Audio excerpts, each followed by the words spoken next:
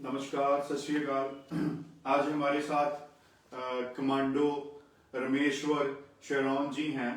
जो कारगिल की वॉर में और होटल ताज 26/11 के बैटल वॉरियर हैं। और आज का दिन जो सारे भारत के लिए एक सभी को पता है कि जो पुलवामा में हमारे जवान शहीद हुए थे, उनके ऊपर जैसे अटैक हुआ और आज उनको श्रद्धांजलि देने का दिवस है। कि जैसे यहाँ पे हमने दिल्ली बॉर्डर्स के ऊपर भी आज शाम को कैंडल मार्च रखा है। और आइए इनके साथ बात करते हैं कि कमांडो रमेश्वर जी का क्या आपको संदेश है इसके ऊपर। सबसे पहले तो सभी साथियों को जय हिंद और जय जवान जय किसान। जय किसान इसलिए कि आज जो हालत किसान की हो रखी है, मेरी समझ से किसान का जिंदा रहना ही मुश्किल हो रखा है। रही बात आज की बात करें पुलवामा अटैक को लेकर के, तो आपने शब्द स्टार्ट में लिया कि शहीद, तो मेरा तो इसी शब्द के ऊपर ही कहीं ना कहीं है ना विचार करने का मन करता है कि शहीद, क्योंकि पुलवामा के अंदर जो साथी हमारे शहीद हुए हैं जी, और स्पष्ट रूप से ये है कि वतन के लिए उन्होंने अपनी शहादत दी है। लेकिन क्या हमारे जो अब फिलहाल के जो हालात हैं, पैरामिलिट्री फोर्सेस की बात करूंगा मैं, हालांकि मैं इंडियन आर्मी से ताल्लुक रखता था और अभी एक्स सर्विसमैन हूं, तो मैं एक फौजी रहा हूँ, कमांडो रहा हूँ। बट अगर पैरामिलिट्री की बात करते हैं जब हम, तो मेरी समझ से उन लोगों को, उन साथियों को जो अपने भाई पैरामिलिट्रीज में हैं, उनको शहीद लिखा भी नहीं जाता, उनको मृतक लिखा जाता है कि एक सिपाही मृतक है, एक कांस्टेबल मृतक। तो आज जब पूरा देश उनकी शहादत को नमन कर रहा है और कैंडल मार्च की जैसे हम बात कर रहे हैं, या पूरे सुबह से लोगों ने अपनी डीपी, जैसे फेसबुक की डीपी, फेसबुक का प्रोफाइल चेंज कर रखा है, लोग अपने व्हाट्सएप की डीपी चेंज करते हैं, सोशल मीडिया पे, इलेक्ट्रॉनिक मीडिया पे आप देखोगे पूरा दिन पुलवामा पुलवामा चल रहा होगा जी। लेकिन इसमें दो तीन अलग अलग वेरिएशन है। वो ये है कि क्या वो शहीद का दर्जा उनको है, या उन परिवारों से जिन लोगों के 40 घर के एक मेंबर चले गए हैं, कि उनके घर की हालात जो सिचुएशन है, वो किसी ने उसको संभाला है कि आज वो किस तरह से सर्वाइव कर रहे हैं अपने लाइफ को। और रही बात, अगर हम उन लोगों को जो अपने जान कुर्बान करके इस वतन के वास्ते और अलविदा कर गए अपनी जिंदगी को, क्या उन लोगों को अगर हम सही मायने में श्रद्धांजलि देना चाह रहे हैं, तो क्या हम ये जानते हैं कि उनको शहीद का दर्जा है भी या नहीं भी। एक तो ये विषय। दूसरी बात, जहां पे हम बैठे संयुक्त किसान मोर्चा के बैनर के नीचे, या हम बात करते हैं कि एक सैनिक की बात करते हैं, तो वो स्पष्ट रूप से किसी किसान का या मजदूर का ही बच्चा फौज के अंदर एज ए सैनिक अपनी ड्यूटी देता है, या वो सरहदों पे लड़ाई लड़ता है, या वो वहां पे शहादत को प्राप्त होता है। तो बात यह है कि किसान और जो जवान का नारा लाल बहादुर शास्त्री जी ने दिया था, वो कोई अतिशयोक्ति नहीं, उसके अंदर कोई फर्क नहीं है कि एक किसान ही जवान और जवान ही किसान है, क्योंकि ये घर का खून का रिश्ता है। लेकिन आज जिस हिसाब से मौजूदा सरकार या मौजूदा राजनीति, चाहे कोई भी सरकार रही हो, जिस हिसाब से इन दोनों तबकों का, किसान और जवान का इस्तेमाल कर रहे हैं, इनके नारे तो खूब लगाए जाते हैं, लेकिन दोनों के हालात से आप भी वाकिफ हैं और मैं भी, और पूरा देश जानता है। तो उस पर हमारे को बात और विचार करने की जरूरत है मेरे साथी। जैसे पर्सनली बात करूं, मेरे गांव से ज्यादातर लोग किसान हैं और हर घर से 1 या 2 सदस्य आर्मी में हैं। तो अगर आज बात की जाए, हमारा नारा है कि जय जवान जय किसान, वो उसका कोई महत्व है, ठीक बात, महत्व है, इसीलिए नारा लगाया जाता है जय जवान जय किसान। ठीक बात। बट क्या ये गवर्नमेंट वो मान सत्कार जो मिलना चाहिए, जो इनको सरकार को, हमारे जवानों को, हमारे किसानों को जिस तरह से एक्सेप्टेबिलिटी चाहिए, वो आपको दिखती है?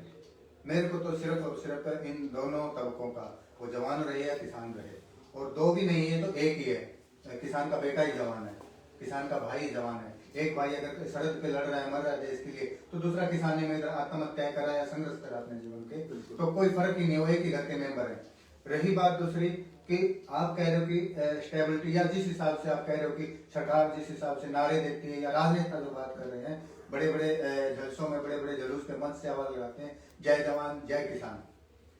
मैं बोलता हूँ जय जवान जय किसान, क्योंकि जिंदा रहना मुश्किल बात हुई है। लेकिन वो चीजें सिर्फ और सिर्फ क्या राजनीति के लिए इस्तेमाल होती है, उनके लिए कुछ किया भी जा रहा है? नहीं किया जा रहा। उसका कारण ये है कि सुबह से मेरे ख्याल में इलेक्ट्रॉनिक मीडिया यानी कि नेशनल मीडिया की बात करें हम, सुबह से लगा हुआ, हालांकि मैंने नहीं देखा अभी तक, लेकिन मैं श्योर कह सकता हूँ कि सुबह से पुलवामा को बार बार दिखा रहा हुआ। और ये वही लोग दिखा रहे हैं जिनकी चैट रिलीज होती है कि अब तो पुलवामा कांड जो है इसके बदले में अब लग रहा है कि गवर्नमेंट बन जाएगी या सरकार जीत जाएगी, दोबारा इलेक्शन जीत जाएगी। तो क्या कहीं ना कहीं ये हमारा शक नहीं जाता कि भाई ये जो मैं हत्या बोलूंगा, शहादत अलग चीज है, क्या जबरदस्ती या जानबूझ के कहीं ऐसा तो नहीं कि इन लोगों का सिर्फ और सिर्फ इस्तेमाल किया जा रहा हो, सैनिक रहे या अपने किसान रहे। अगर ऐसा है, अब देखिए कितना टाइम हो गया, आज बरसी मना रहे हैं हम, और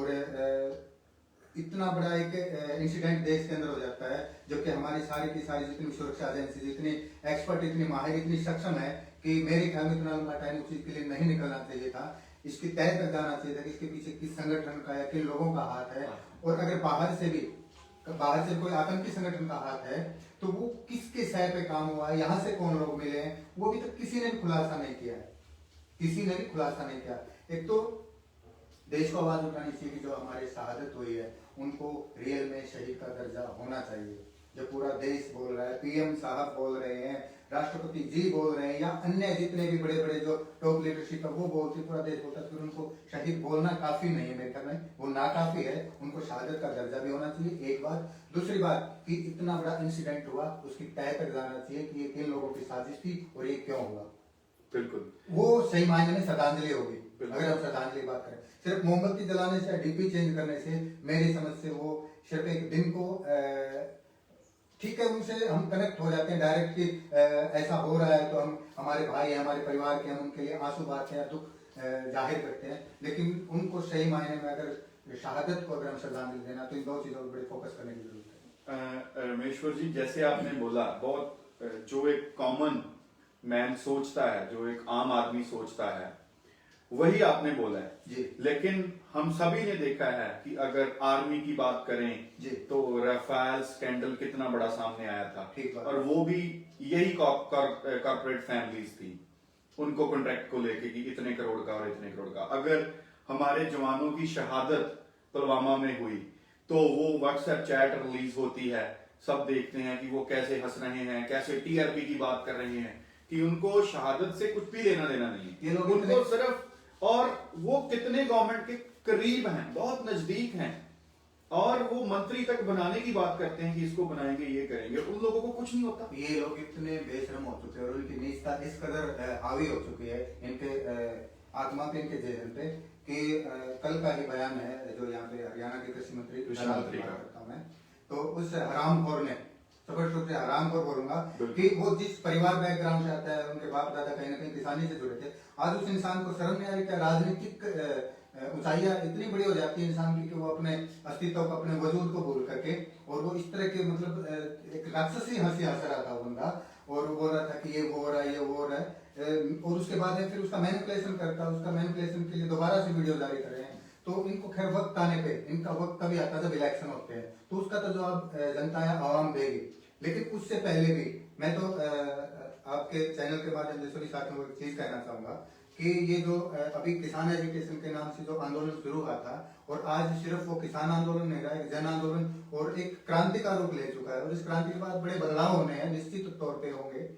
तो यूथ है, जो यूथ को बड़ा सोचने समझने की जरूरत है, क्योंकि रही बात बुजुर्गों का, उनका एक एक्सपीरियंस, अनुभव रहा, उन्होंने काफी पहले से चीजें देखी हैं, तो आज एक बदलाव का दौर है, और ये दौर ऐसा है कि अपने आप के अंदर लीडरशिप जनरेट करनी पड़ेगी लोगों को। युवाओं की बात कर रहा हूं मैं, एक भ्रम में ना जाए, काफी सारी चीजें इसके अंदर एक्सपोज भी हो रही हैं, नकली राष्ट्रवाद और असली राष्ट्रवाद का फर्क अभी साफ समझ में आने लगा। ये जो दकियानुसी चीजें हैं, ये सारी की सारी समझ में आ रही हैं अभी लोगों को। और ये जो एक किसान संयुक्त मोर्चा की बात करता हूं मैं, जिसके प्लेटफॉर्म पे सैकड़ों संगठन तो फिलहाल बैठे हैं, और सिर्फ किसान संगठन नहीं, इसके अंदर मेरे ख्याल में एम्प्लॉयज भी हैं, इसके अंदर बिजनेस जो छोटे व्यापारी हैं वो लोग भी बैठे हैं, तरह तरह के लोग जो समाज के हिस्से हैं वो इस आंदोलन से जुड़ चुके हैं। और मैं ये कहूंगा कि जो भी यहाँ से पंचायत है, संयुक्त किसान मोर्चा जो है, यहाँ से जो चीजें रिलीज हो रही हैं वो बड़ी सोच समझ के, बड़े अच्छे अच्छे लोगों के अनुभव से आ रही हैं। युवाओं को जरूरत है कि अपने गांव लेवल पे, अपने कस्बे लेवल पे इकट्ठे होकर के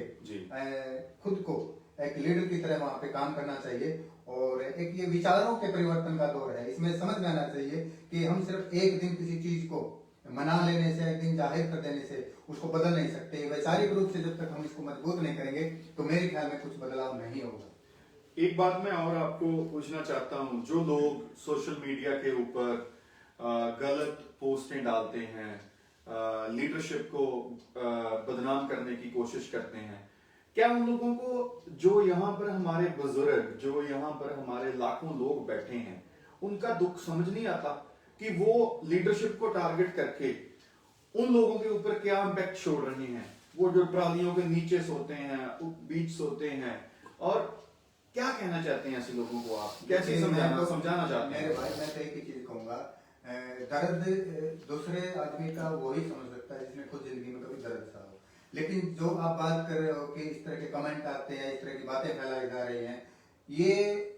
पर्टिकुलर किसी इंसान के नहीं है, ये कमेंट्स वगैरह है। एक्चुअली में आईटी सेल जो काम कर रहा है, दौर है जो, वो आईटी का दौर है, और जो मतलब इंफॉर्मेशन टेक्नोलॉजी की बात करते हैं तो उस तरह से वो चीज स्प्रेड कर रहे हैं। तो उसके पीछे बड़े बड़े उद्योगपति बैठे हैं, और आज जिस तरह से लोगों के सामने नाम आ रहे हैं, अंबानी की बात करें, अडानी की बात करें, क्योंकि मैं तो ये मानता हूँ, और आज देश समझ भी रहा है इस चीज को, चाहे वो पीएम के नाम पे मोदी रहे या कोई और आ जाए, वो चेहरा है सिर्फ, टाइमली, परमानेंट नहीं है। वो जब तक उन लोगों के लिए काम करेगा तब तक वो चेहरा रहेगा, नहीं तो 4 दिन बाद उसको जीरो करके वो साइड कर देंगे। मीडिया इनके कंट्रोल में है, और पावर है जो पैसे की वो इनके हाथ में। इलेक्शन ये लोग करवा रहे हैं, पैसा उनको सारा फंडिंग वो करते हैं। अब पीएम साहब, मोदी साहब की बात करूंगा मैं, अगर वो अंदर से उनकी आत्मा ये भी कह रही होगी कि यार किसान लड़ तो अपने आप के लिए ठीक रहे हैं, और ये जो कानून के नाम पे जो कृषि कानून बोल रहे हैं, रियल में कॉर्पोरेट कानून है, ये जो थोपे जा रहे हैं इनके ऊपर, गलत थोप रहा हूं मैं, और अगर इनको हटा दूं तो अच्छी बात है। लेकिन जो यहाँ से तो दिल उनका बोल रहा होगा, आज समझ में आ रही होगी, लेकिन यहाँ से जो है ना, वो कुर्सी का लालच है ना, वो कहीं ना कहीं आड़े आता है कि जिस दिन ये कानून वापस किए जाएंगे उस दिन वो कुर्सी पे नहीं रहेंगे। तो मेन जो टारगेट है या मेन जो लक्ष्य है वो ये समझ में आने का चाहिए कि पब्लिक को या जनता को ये चीज आज स्पष्ट रूप से समझ में आने लग गई है। पहले लोग है ना सिर्फ राजनीतिक विरोध करते थे पार्टियों का, आज के दिन कॉर्पोरेट के जो कुछ घराने, चंद घराने जो देश को कैप्चर करना चाह रहे हैं हर तरह से, उन लोगों को टारगेट करें, मतलब समझ में आ रहा है। और ये बहुत बड़ी जीत है संयुक्त किसान मोर्चा की, जिसके बैनर के नीचे आज सैकड़ों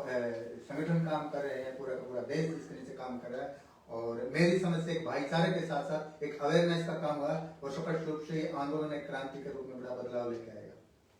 शुक्रिया कमांडो रमेश्वर जी।